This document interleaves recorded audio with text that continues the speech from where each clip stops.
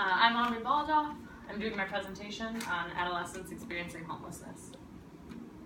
Okay, so when people typically think of a homeless adolescent, they think of teens who have run away from home because they're mad at their parents, they got pregnant at a young age, or they just don't feel comfortable in their home environments. While these are all types of homeless adolescents, there's a much wider range of reasons that a teen could leave home or be forced from their home. So for teens who have run away from home, there can be many reasons. It could have to do with their mental health in themselves or a family member. Their family unit could be disintegrating or could be filled with violence. They themselves could be victimized, or they have substance abuse problems, or they could have a problem with their foster care family. So for displaced youths, these are teens who didn't leave home. They're teens who were forced from their homes. This could be due to an environmental disaster, or it could be due to substance abuse in a family member, or legal problems, juvenile detention centers. Their family basically could kick them out because they're not supporting what they're doing with their lives. So typical reasons that a teen would run away from home, psychological reasons other than these, more environmental reasons, would be to find themselves because they don't feel like they can explore their own selves within their family environment, detrimental home conditions, or they're searching for meaning in their lives, or it could be due to mental illness. And the majority of teens will return home within 1 to 2 weeks, typically. So biologically, this age range, teens are developing very quickly, brain development and physical development, sexual development as well. So biologically, their brain is developing very rapidly. They went through a very fast period of brain development as a young child, and then once again, they're going through a very fast period of brain development where their brain is overproducing synapses and then pruning according to what they're using. So this is very important for teens experiencing homelessness because the things that they're using aren't involved with their social lives. They're not involved with their academic lives. The only synapses they're going to be using on a regular basis are going to be involved in survival. So their brains are going to develop very differently. Additionally, they won't be getting adequate nutrition if they are homeless. And their modeling, the people they'll be modeling, may not be the best role models. Additionally, teens are typically very impulsive, what we call hot cognition. So they make very rash decisions, they take a lot of risks. For a typical teen, this could result in injury or like mistakes, things they regret, but for teens who are homeless, it could be a lot more dangerous. They could end up getting themselves into really bad situations and not have a social support network to fall back on. Additionally, females will start to menstruate.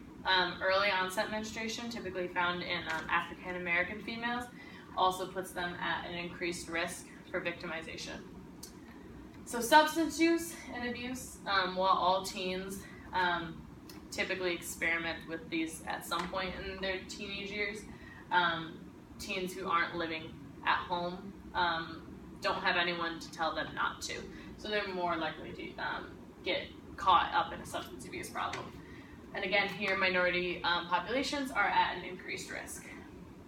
So this is like a key idea here, is that teens themselves are in a very risky period of their lives, and then when they're also homeless, the environmental risk and the individual vulnerability can combine to really create a dangerous situation for these teens. So psychologically, teens are very affected by what their peers think of them. So they're kind of pulling away from their family and more involved in peers. So even if they're living on the streets, they may still be going to school from shelters or from street homelessness, but they may not be. So their peers, if they're in school, they're judging their clothing, they're judging whether they have showered recently, they're judging what they brought for lunch. So it's a very judgmental time in a teen's life, and when they're homeless, these perceptions are often worse. So also during this time, a typical teen would be developing their psychological identity. So this involves their morals, their gender identity, their goals and motivations for their life, who they see themselves as a person. So for a homeless teen, they can be very affected in their identity development by different factors in their lives. So if they have a substance abuse problem, if they ever had trouble with the law, if their body image does not match how they feel inside, this can actually lead teens to believe that they are bad people because they know that some of these things aren't what they would typically associate with, but because of their situation, they perceive it as a problem with their own identity. Females are more prone to depression associated with their body image when they can't shower regularly, when they can't dress how they wish. This can be a very big problem, and they're also more sensitive to bullying at this age. So socially, teens typically should be expanding their social networks, but also really have a strong family network at home. Most teens have a very disintegrated family unit, so it doesn't really support them at all, and their relationship with peers is shaky at best. They can't go out with their friends and spend money and go to the movies, so their social relationships are very limited at best. The friends that they do make can influence their behavior positively or negatively, so if they make the right kind of friends, it can help them out, but if they make the wrong kind of friends, it can also worsen their situation. They also have a lack of leisure time, so they don't really have time to build social relationships or explore their own identities.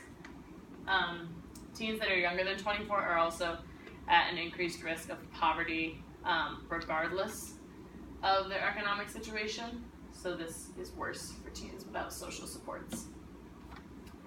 So teens are also going through a rapid period of sexual development at this point in time. So their motivation from peers is to encourage increased sexuality. For all teens, sexuality at a young age is also tied to increased use of drugs and alcohol, increased risk of teen pregnancy, and as well as STDs, STIs, and HIV and AIDS. However, for teens living on the streets, these are all increased drastically. Teens often, especially female teens, will either use their sexuality as a trade item for food or a place to sleep, or even more frequently, they'll be kind of tricked into a situation where someone will offer them a place to sleep or offer them food and then be expecting sexual favors in return. So it can be a very vulnerable time where they're often victimized and exploited. Teens who are homeless are also at increased risk for dating violence and sexual abuse. Their psychological processes, they feel less self-worth, so they're more willing to engage in behaviors that are not conducive to positive development. So during this age range, teens will typically be developing cultural and spiritual identities. Culturally, they usually get this from their family members, just the customs they practice, what they believe in. Teens who are not living at home don't really have this to fall back on, so they often feel a lack of cultural identity, or the cultural identity that they do develop may be based on just the people that are in the shelter with them, or the people whose couch they've been sleeping on. So it may be kind of blended type of cultural identity, or it really could just be lacking altogether. Spiritually, teens who were raised in a spiritual home, once homeless, could use spirituality as a coping mechanism, but for teens who are forced out of their home and didn't have a chance to develop that spiritual identity, they may be lacking this coping mechanism. The spirituality will also lead them to search for meaning in their daily lives. So when teens are on the streets and they're wondering, why is this happening to me, they may lead them to believe that it's their fault that they're in this situation. So risk factors for adolescent homelessness. Early on, typically, these are all correlated to homelessness. Early behavior problems, parental inadequacies, absent parents, mental health problems, or family or individual drug use. So these are kind of really early indicators that there may be a problem later on down the road. Protective factors for teens who are either at risk of being homeless or already homeless is a really strong social support system. So this can help them if they need a place to stay, or it can help them stay in their home where they have a safe place to be. Religious beliefs, again, can be a really strong coping mechanism. So it can either help them from becoming homeless or help them once they are homeless. And school-based health services really help, regardless, keep kids safe and healthy. So one of the two organizations I visited was Teen Empowerment in Rochester. I talked to Shawanda McGee there. So this program basically is involving a really small group of adolescents. They usually focus on at-risk teens, but this includes homeless teens. So what they do is they take a group of teens and they basically put them to work in the community, empowering others and striving for social change. So they deal a lot with the unholy trinity, which is connected to my handout, which is poverty, racism, and violence. So this basically is affecting a lot of these at-risk teens. So many of the initiatives that they're choosing to work on in their community are involving these three. Lots of the things they do involve community change, school change, dialogues with police, and breaking down barriers in the community that the teens perceive as harmful. So while they're working on this, they may feel very little self-worth themselves, but when they're able to turn around and empower other people, it really improves their self-worth and gives them a sense of hope and leadership, and can be a protective factor against homelessness. So the other organization I visited was the Girls and Boys Club of Rochester, which I spoke to Dean Kinnowan. So this club kind of takes a different approach. So instead of putting kids in employment for social change, they kind of give these teens a chance to be a kid again. So they know that these at-risk teens, once again, don't really have a chance for leisure time. They don't have a chance to play with friends. They're kind of in situations where they're forced to grow up too quickly.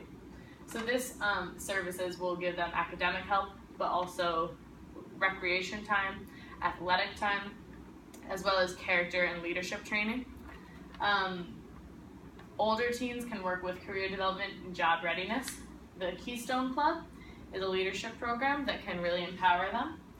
And it gives them senses of belonging, acceptance, a really strong social support system, and it can make them feel like they're giving back to their community. So yeah, any questions?